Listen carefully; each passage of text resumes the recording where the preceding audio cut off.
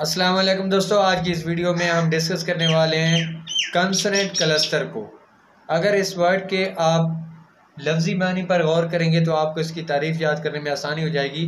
Consonant आपको पता है कि इंग्लिश में लेटर्स की दो किस्में हैं, कंसोनेंट्स एंड वावल। तो कंसोनेंट जो लेटर्स होते हैं यानी इसमें सिर्फ कंसोनेंट हम यूज़ करेंगे।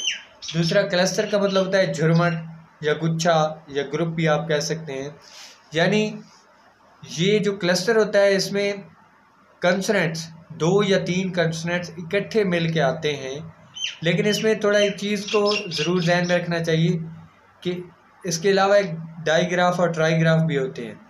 उसमें ये होता है कि दो या तीन लेटर्स मिल के उनकी अपनी वॉइस ख़त्म हो जाती है, न्यू वॉइस वो प्रोनाउंस करते हैं।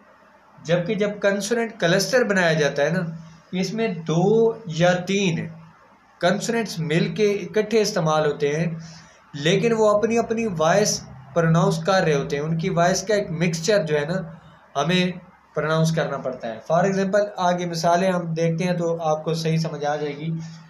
कंसोनेंट क्लस्टर की दो किस्में हम पढ़ रहे हैं, टू कंसोनेंट क्लस्टर और थ्री कंसोनेंट क्लस्टर।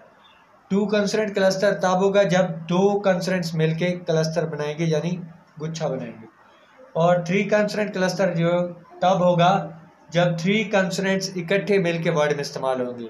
ये वर्ड के शुरू में भी आ सकते हैं, आखिर पर भी आ सकते हैं, ठीक है, ये कोई इशू नहीं है।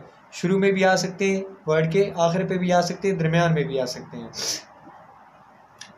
अब टू कंसोनेंट क्लस्टर की मिसालों में देखें, बी आर इकट्ठा इस्तेमाल होता है स्टार्ट में। तो कैसे आ रहा है, ब्रांच, ब्राउन, ब्रेड, ब्रीथ।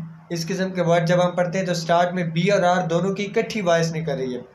जैसे ब्राउन, ठीक है, बी और आर दोनों अपनी अपनी वॉइस दे रहे हैं, कोई न्यू वॉइस नहीं बनाई है। तो इस तरह जब दो कंसोनेंट इकट्ठे इस्तेमाल हो रहे हैं तो उसको हम क्या कहते हैं, कंसोनेंट क्लस्टर।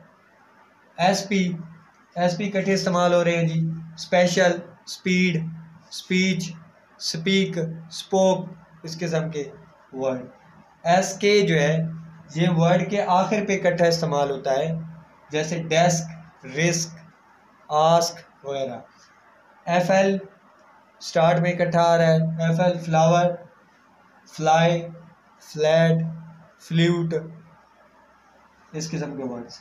पीएल की मिसालें जी, प्लेयर, प्लांट जब हम बोल रहे हैं पीएल दोनों की वॉइस आ रही है।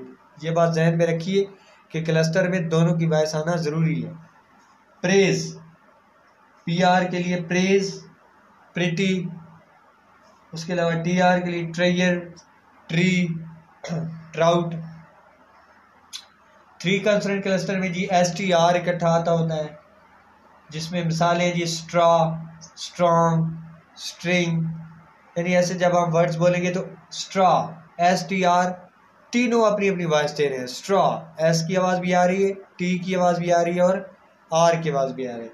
यानी तीनों कंसोनेंट्स पढ़े हैं बगैर किसी वावल के, कोई वावल इनको जोड़ नहीं रहा, लेकिन ये इकट्ठे पढ़े हैं और अपनी अपनी वॉइस दे रहे हैं। तो ये जो कंसोनेंट्स का गुच्छा बन रहा है इसको क्लस्टर कहते हैं, और चूंकि तीन पढ़े हैं तो three consonant cluster. SPR, spread, spring, spray, Sprite.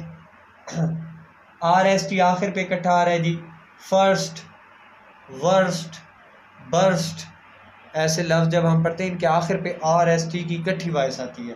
Worst आखिर पे आप गौर करें, आर एस टी की तीनों की वॉइस आ रही है। एफ टी एस आखिर पे इकट्ठा आता है तो gifts, drafts, crafts. T H R शुरू में इकट्ठा आ रहा है, थ्रेट, थ्री, थ्रो, थ्रू।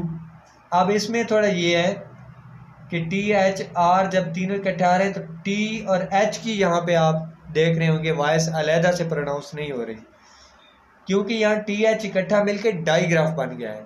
तो जब एक डाईग्राफ और एक कंसोनेंट मिलें तो ये भी क्लस्टर बना सकते हैं। ये कंसोनेंट क्लस्टर में आता है क्योंकि तीनों आप देखें कंसोनेंट्स हैं और तीनों इकट्ठे आए हैं, लेकिन टी एच इकट्ठे मिलके एक वॉइस बनाएंगे, ये डाईग्राफ है। मैं डाईग्राफ और ट्राईग्राफ पे अलहदा से एक वीडियो बना दूंगा। और ये थ्रेड, थ्री, थ्रो इस तरह है। S P R, sprout, Sprite, ये पहले भी यहाँ पे मिसालें इसकी हो चुकी हैं। तो उम्मीद है आपको क्लस्टर की समझ आई होगी कि ये क्या होता है।